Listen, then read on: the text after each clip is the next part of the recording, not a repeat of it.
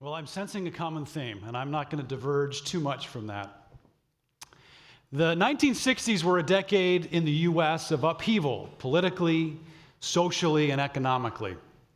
In the final year of that decade, 1969 alone, we put a man on the moon, we reached a peak level of troops in Vietnam, more than 500,000, and Woodstock became this iconic image of the shift in culture that had occurred.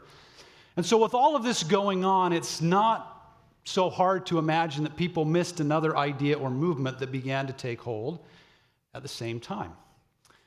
Just after World War II, there was a group of scientists and doctors who were identifying a connection between smoking and some negative health outcomes.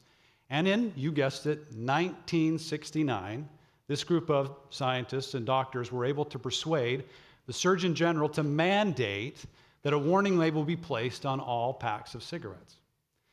Now, this group of doctors kicked off an anti-smoking movement or campaign that was to last for decades. And they focused in 3 areas to try to create a reduction in smoking, particularly amongst teen users. First, they relied on the intellectual data side of things. That was their persuasion approach. They also relied heavily on fear, or the negative impacts of smoking.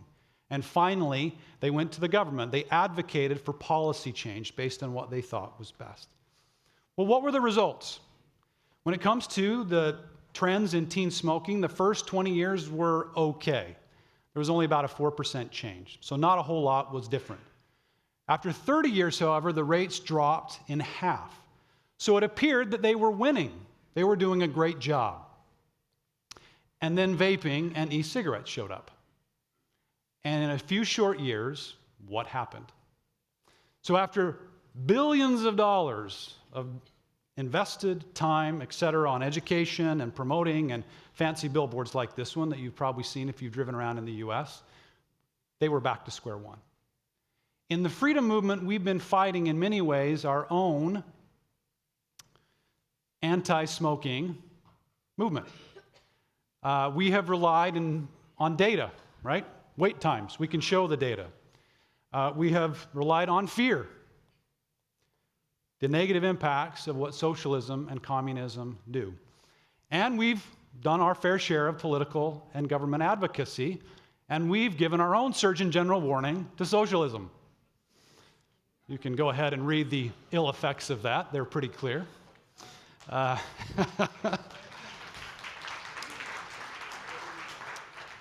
But how have we been doing in this effort? In 1989, the Berlin Wall fell. A few years later, the USSR, what had been the standard bearer of the opposite ideas, dissolved. It looked like we were winning. But, like e-cigarettes came as the new form of smoking, new forms of socialism, democratic socialism, and populism, make America great or our country first, mantras, have in many ways erased all of the gains that we have seen over the last decades and all the hard-fought battles that we have been part of. This idea of why do ideas grow or stop spreading has been of keen interest to me for more than a decade. When I began my doctoral program at Pepperdine, I started to focus and zero in on this idea, this concept, this phenomenon of why do some ideas spread rapidly, why do some ideas stop spreading altogether, or just fail to take hold. It just so happens that this follows a pattern. It's predictable, and there are 5 different groups of adopters. And one of the findings for the freedom movement, which I wrote about in an article recently for Atlas Network, was that for any idea to spread, you have to connect with each one of these 5 groups.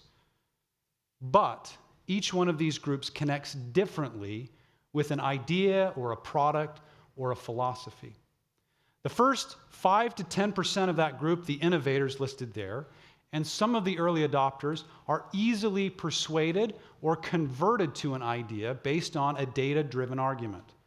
They also respond really well to fear or the negative aspects of what may happen. But once I get past that 10%, Those persuasion methods or those tools actually aren't very effective and don't create lasting power. Now, it's true that the remaining 90% may change their behavior for a bit. They may say they're on board, but they're more like the kid with the cookie jar in the kitchen, right? They're afraid of mom, but if mom leaves the house or if a friend comes over or some other bigger reason comes along, they forget about mom and they run back to the cookie jar and take a cookie. And this is a little bit of what we've run up against in the freedom movement. We've failed to connect freedom to a much deeper set of values or a connection level with individuals. And so our gains in freedom have been temporary. We have an excellent opportunity here at the Liberty Forum over the next couple of days to have conversations about not only how do we hold the line on freedom, but how do we take back some of the lost ground that's occurred over the last few years. Let me recommend 2 conversations that I encourage you to have as you go through some of the events of today and throughout our time here. First, how can we move from an intellectual or data-driven approach to one that is really geared more in a spiritual or meaning-based way? How do we do that? Now, one of the ways I think we can do that, we have to start by understanding what motivates people or what connects people to the ideas of socialism. What is it there? And then for us to identify in a meaning-based way how liberty solves those problems better. Most people know that smoking's not good for them. I mean, the data's pretty clear. They're smoking for other reasons. And studies show that. It's because it's a rebellious, the James Dean in terms of the actor, or it's because I'm a teenager and I start and I want to rebel, and it gives me that opportunity to do that. I know that eating a nice big bacon cheeseburger is not what my doctor recommends for lowering my cholesterol. But that probably won't stop me from eating one later tonight. Okay? So, second, how do we trade fear for hope? How do we stop running away from socialism or telling people to run away and instead give them something better to run to? This hopeful message was really the power, for those of you in America that were around for, some of the younger ones weren't here for this campaign, but the Ronald Reagan Morning in America campaign. That was extremely successful and powerful and convinced many. That's where many of the Reagan Democrats, right? That message connected across the aisle. He reached new audiences with that hopeful message and approach. Now, no doubt there are storm clouds on the horizon when it comes to freedom. All we need to do is look at the heavy hand in China. You're going to hear about that next. But we also see the rise of populism and socialism in the U.S., where 2 of the leading candidates for president next year are pretty much avowed socialists. How did that happen? We also see the turmoil in Venezuela and Chile. But we can't fight storm clouds with more storm clouds. Our best bet to break through those storm clouds is to bring in more light by creating a hopeful, meaning-based message that shows and demonstrates and connects with people so that they know that freedom is not just for a favored, connected few, but for everyone. The final reason why, maybe even in this era or this time of trial and storm clouds, that I remain most hopeful in our ability to win is that unlike smoking and socialism, freedom doesn't come with a Surgeon General warning. Thank you.